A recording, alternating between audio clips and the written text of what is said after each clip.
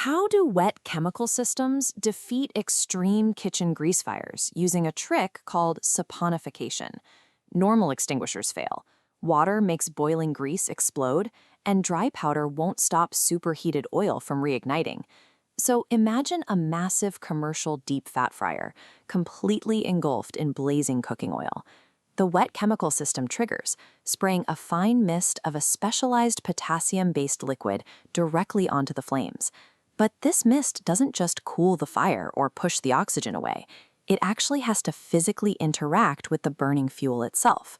The alkaline liquid reacts directly with the animal and vegetable fats inside the cooking oil.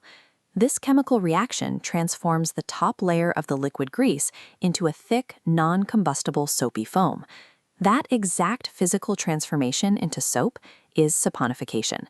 This newly formed soapy foam creates an impenetrable blanket across the fryer surface, completely separating the remaining hot oil from the oxygen in the air.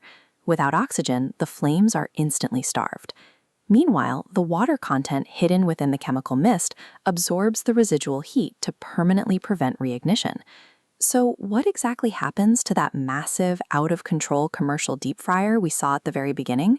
The extreme threat is resolved, leaving the hot grease safely smothered under an airtight barrier of non-combustible soap.